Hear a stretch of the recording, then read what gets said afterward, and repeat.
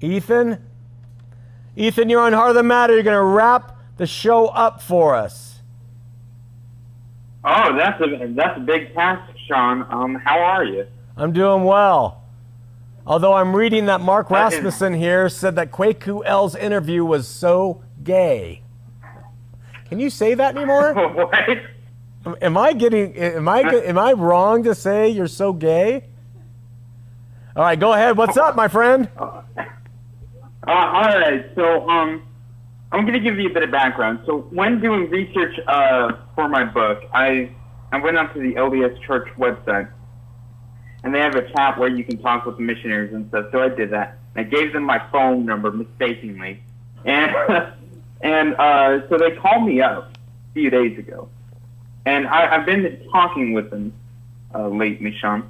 And one thing that interests me here is when I say, hey, go check out. I have a friend named Shawn McCraney.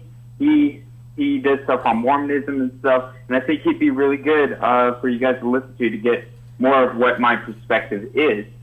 And they'll usually respond with, well, we're not allowed to have access to the internet, we're not allowed to look at other sources. And this puzzles me, Shawn. How can someone be so caught up in a religion that to where they can't even realize that they're being brainwashed in this sense? It freaks me out because people believe this. And they won't even, while they're on the mission, they can't even go out and look at other sources. How are they being duped so badly with that?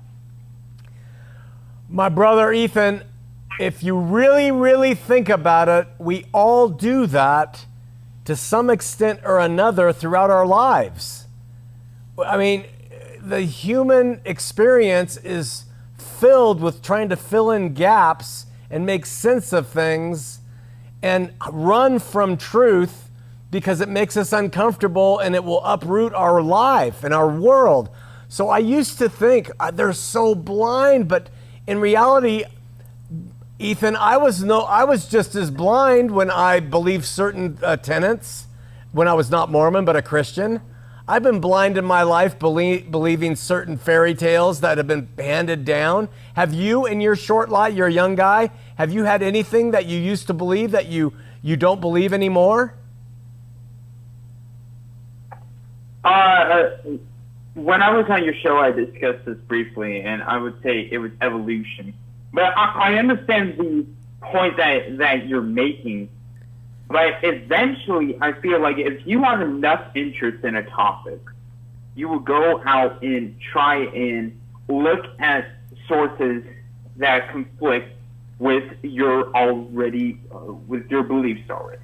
Okay, wait. So, like, I listened to a lot. Oh, go ahead. No, go ahead.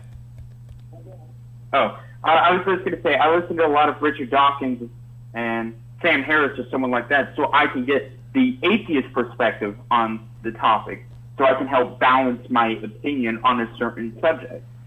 Okay, but now, Ethan, here's the thing, though.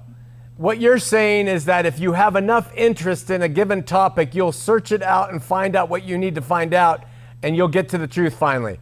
But the thing is, brother, is that people are not saying, I'm really interested in evolution and Richard Dawkins, and I'm really interested in the facts about Mormonism or Christianity.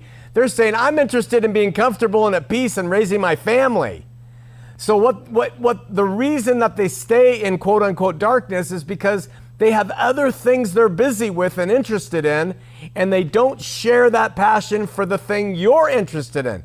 It doesn't make them lesser of a person or a thinker. They just have priorities that don't allow them to have the same inclination to seek out these truths.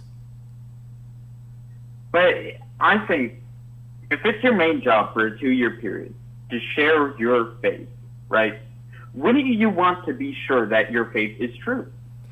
No, and that's the reason the missionary program is so beautiful in the Mormon Church.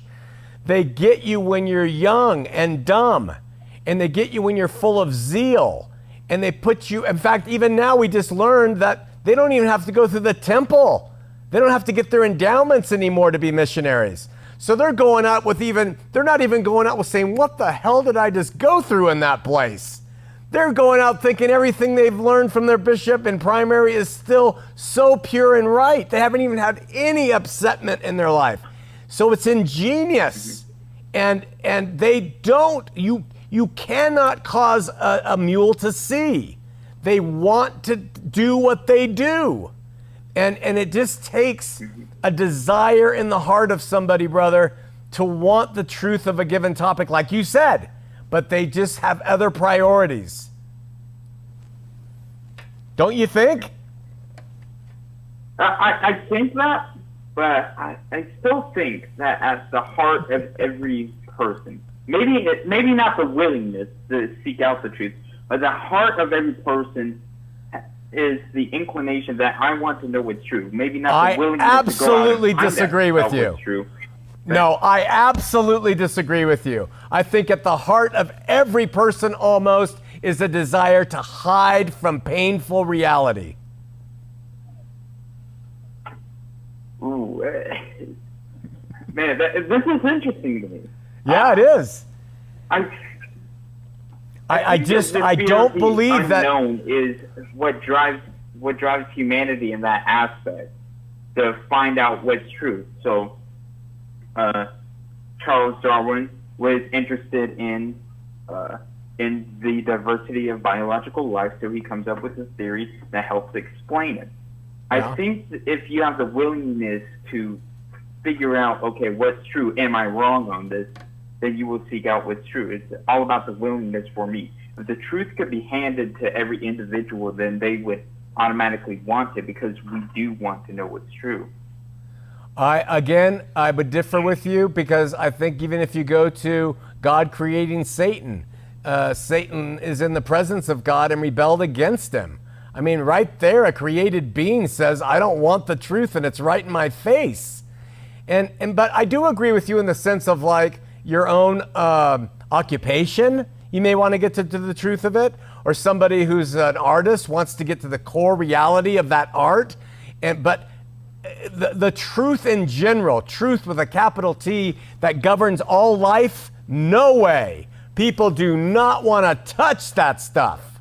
That stuff is terrifying to them. That's going to change their worldview. They're not going to be able to go to the bar with their friends or do what no way. They want to stay away from that truth. That's why Jesus isn't, the way, the truth, and the life is not so readily received. Anyway, brother, a great call. Really appreciate it. Love you. And I'm looking through your book. What are you going to do with that thing?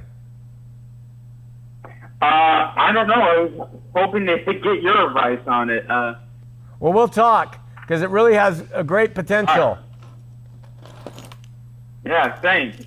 We'll talk again, brother. Keep going. Bye-bye.